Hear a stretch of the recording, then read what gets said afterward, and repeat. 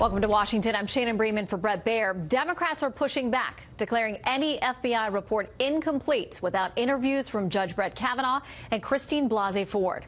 The stand's taken as the hours tick down for the FBI to release its report on Judge Kavanaugh and for the Senate Majority Leader to trigger a vote on the president's Supreme Court nominee.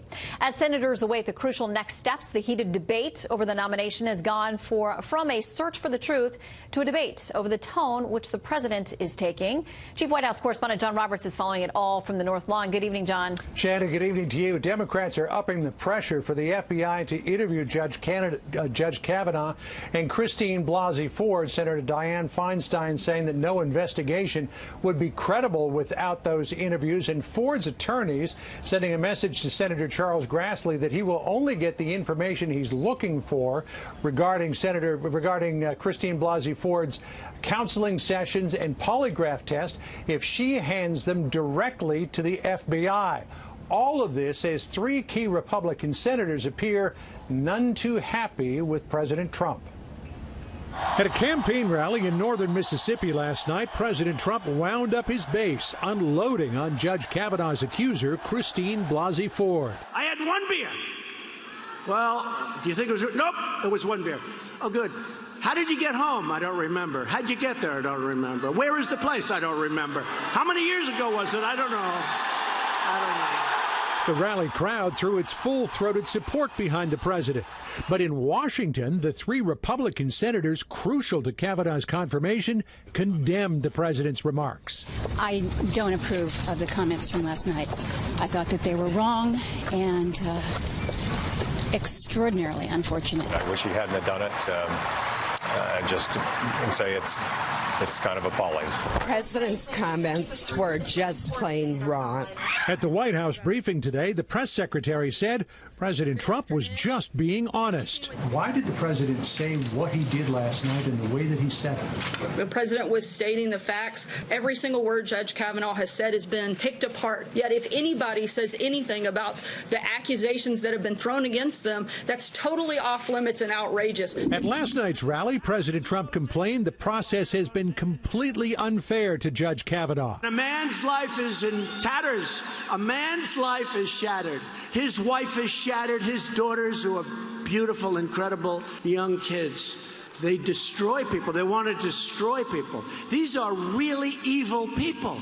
I would never do to them what you've done to this guy. But even the Republican senator who forcefully made that same point in last Thursday's hearing says the president went too far. President Trump went through a factual rendition that I didn't particularly like, and I would tell him, knock it off.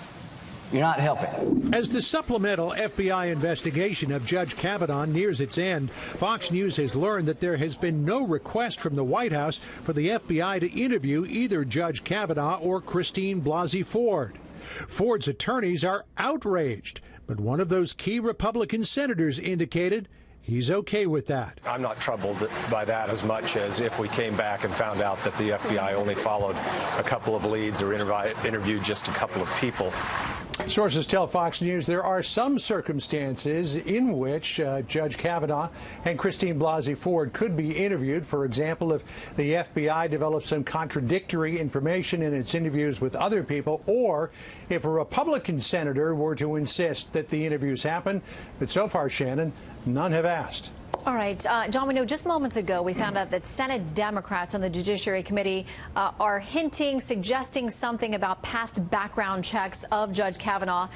They say there could be evidence of inappropriate behavior. At least they're questioning something the chairman's had to say. What can you tell us? Yeah, this is something that's just broken in the last few minutes. All 10 Democrats sent a letter to the Senate Judiciary Committee Chairman Charles Grassley suggesting a tweet that he sent out about Judge Kavanaugh is inaccurate. That tweet said, quote, "Nowhere in any of these 6 FBI reports, the previous FBI reports on Judge Kavanaugh, which the committee has reviewed on a bipartisan basis, was there ever a whiff of any issue at all related in any way to inappropriate sexual behavior or alcohol abuse." These 10 Democrats are now saying that based on what they know about these previous 6 FBI investigations, that statement is not true. They're not saying what part of it is not true, but they are asking Senator Grassley to have a full briefing with them about the new supplemental FBI investigation before going public with any of the information, or before a vote, certainly, in the Senate. We'll see what happens. All right, we will. John, thank you very much. The tension on Capitol Hill is palpable as senators await the FBI report. It could be released any moment. And the Senate Majority Leader prepares to set a confirmation vote on Judge Kavanaugh in motion. Chief Congressional Correspondent Mike Emanuel's tracking it all on Capitol Hill.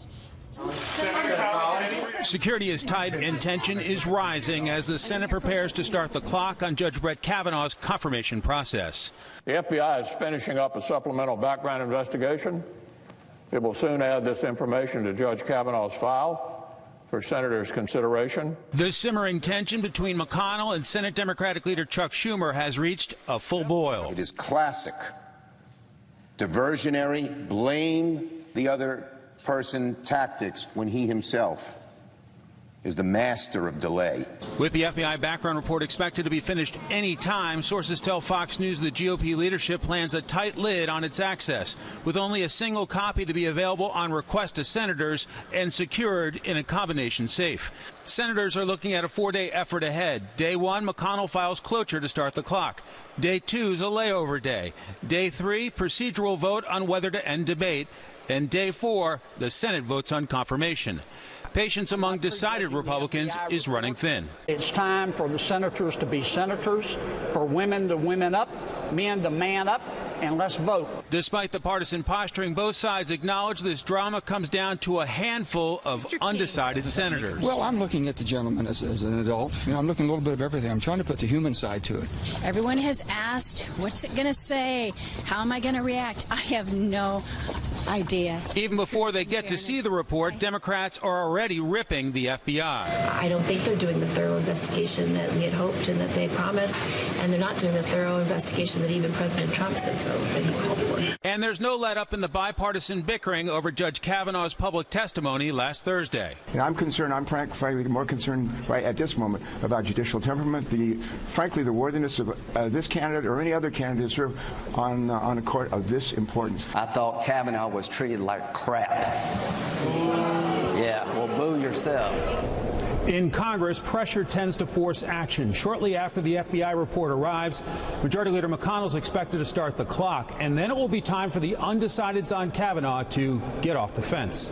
Shannon? All right, Mike Emanuel on Capitol Hill, and we want to follow up on something from the Senate Judiciary Committee, the back and forth we had with John Roberts about Democrats saying that the Judiciary Committee had inappropriately tweeted something regarding Judge Kavanaugh. Well, this is what Senate Judiciary is now saying. They tweet. Nothing in the tweet is inaccurate or misleading.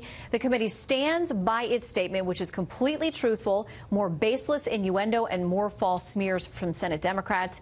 The Republicans on the committee had said nothing in FBI background checks found any inappropriate behavior by Judge Kavanaugh. The Democrats said that's not true. Back to the Republicans who say it is.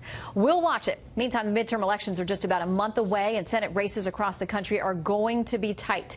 We've got brand new Fox News polls that show several Senate races are far from settled.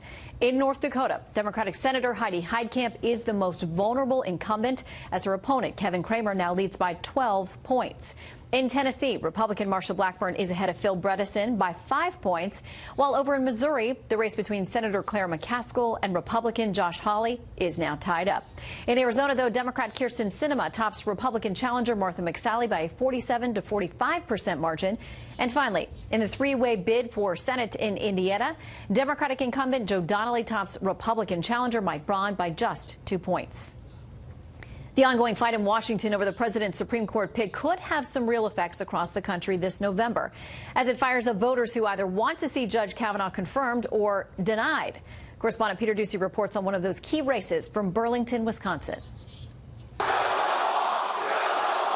In 2016, Republican candidates repeatedly called to build the wall. Let's get the confirmation process done. In 2018, they're calling to confirm Kavanaugh. Look what they have done to Judge Kavanaugh. I don't know about you, but I am ready to have Judge Kavanaugh be the next justice on our United States Supreme Court.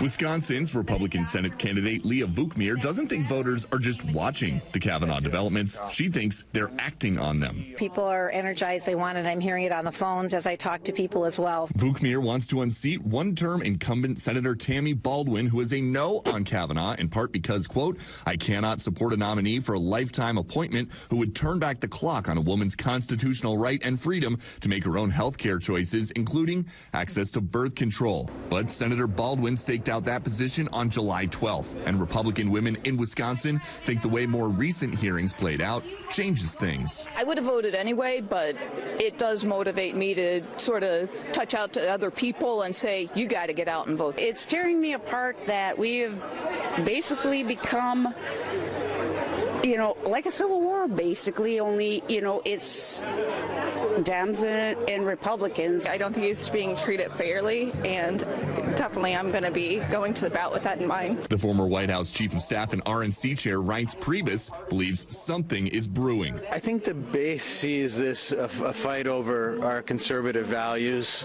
and whether or not they want to sit back and just watch a man's life get destroyed through politics. Ultimately, it won't matter unless people paying attention now actually vote. I think it is going to increase our turnout. In 2016, there were plenty of Republicans who voted for President Trump just because of his promise to put conservatives on the Supreme Court. 2 years later, Republican challengers like Leah Vukmir are hoping that strong feelings stirred by the actual process of putting a conservative on the court help them unseat Democrats. Shannon? Peter Ducey, thank you.